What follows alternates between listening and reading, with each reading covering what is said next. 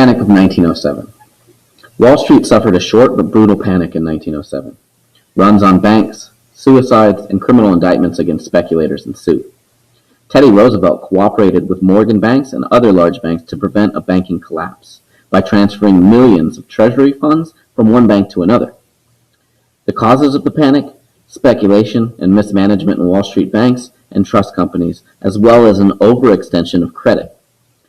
Business leaders blamed Roosevelt for the panic. They said that his anti-business tactics had caused the financial setback and referred to it as the Roosevelt panic. Roosevelt was wounded by the criticism and accused Wall Street of engineering the panic, and now sought to further reduce the power of trusts.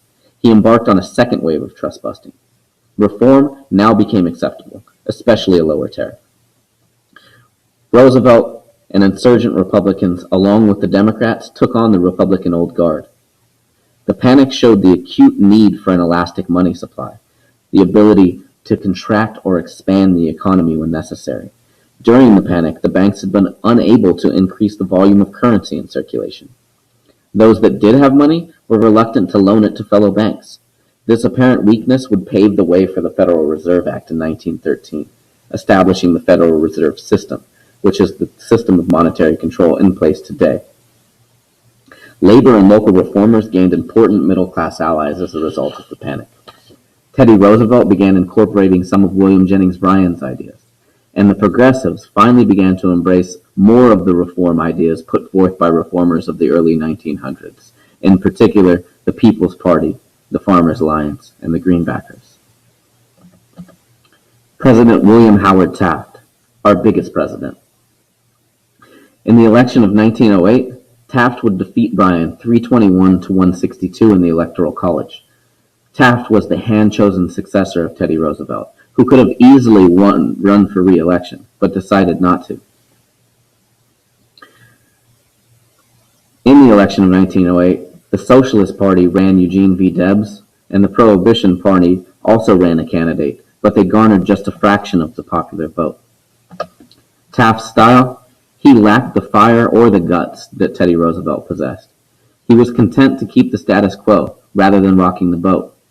He adopted an attitude of passivity towards Congress. Insurgent Republicans and Democrats opposed him, and Taft became an ally of the Old Guard Republicans by default.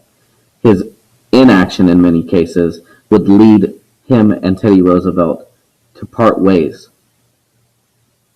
His cabinet did not contain one member of Teddy Roosevelt's reformist wing. Taft as a trust buster: he would bring 90 suits against trusts during his 4 years in office, twice that of Teddy Roosevelt.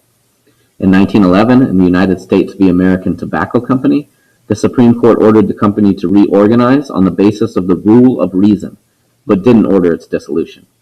The rule of reason meant that only reasonable restraints of trade were authorized. In 1911, the court also dissolved the Standard Oil Company.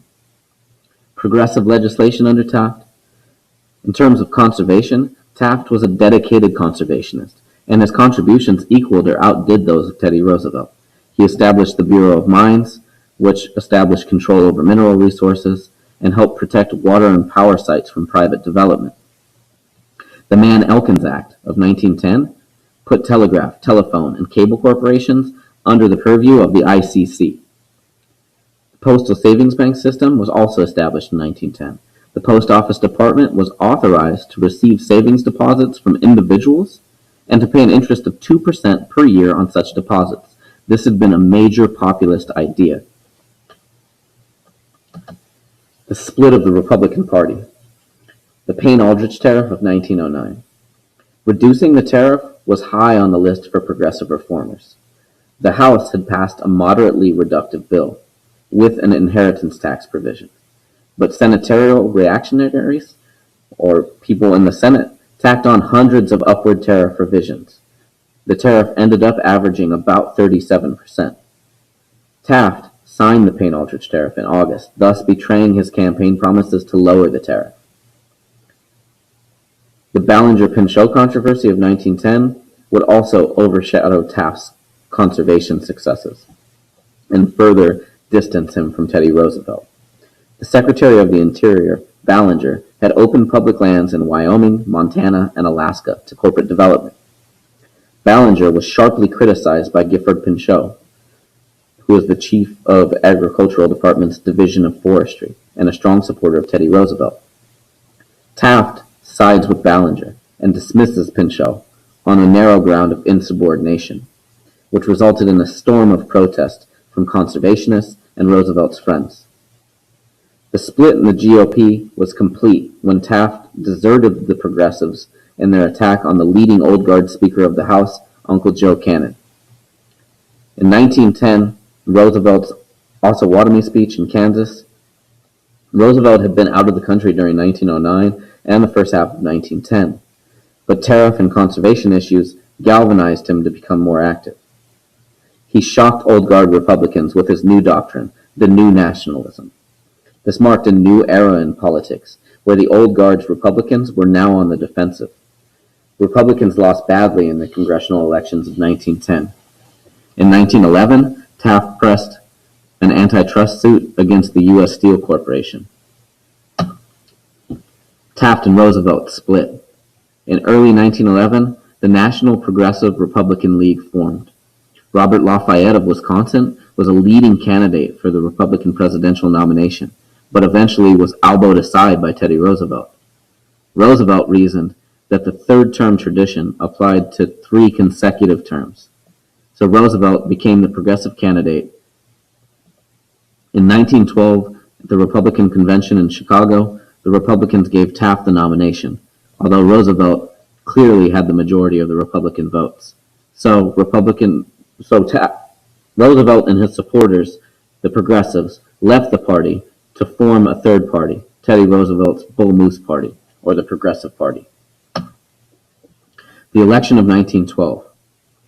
Dr. Woodrow Wilson was nominated by the Democrats.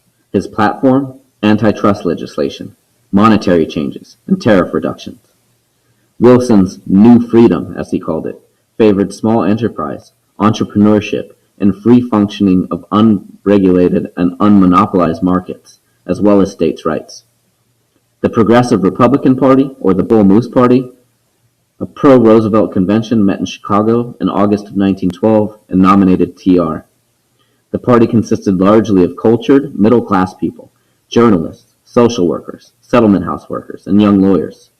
Teddy Roosevelt's New Nationalism favored the continued consolidation of trusts and labor unions, which paralleled by the growth of the powerful regulatory agencies in Washington, a more efficient government. Teddy Roosevelt was influenced by Herbert Crawley and The Promise of American Life. TR was shot in the chest in Milwaukee before giving a campaign speech. Even though he's shot, the bullet hit a campaign pin in his pocket, and he continued the speech and didn't go to the hospital until after he was done. The Republicans nominated Taft, who did no campaigning. He was dominated by the Old Guard. The results of the election: Wilson defeats Roosevelt and Taft, 435 to 88 and 8.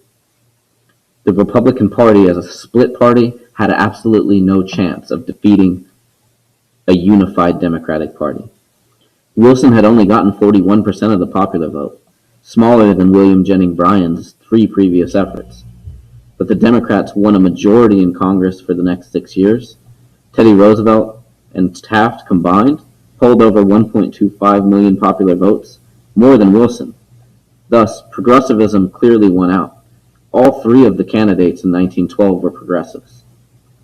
Teddy Roosevelt's Progressive Party fatally split the Republican vote, thus giving Wilson the victory. The Socialist Party in Eugene V. Debs polled nearly 1 million votes, 6%, which was 2 times the 1908 figures.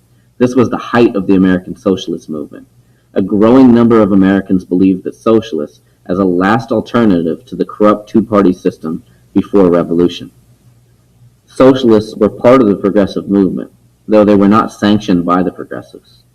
Socialists were supported by the IWW, or the Industrial Workers of the World, a radical, diverse group of militant unionists and socialists who advocated strikes and sabotage over politics. So why did the Progressive Republican Party fail? It was fatally centered around one leader, Teddy Roosevelt.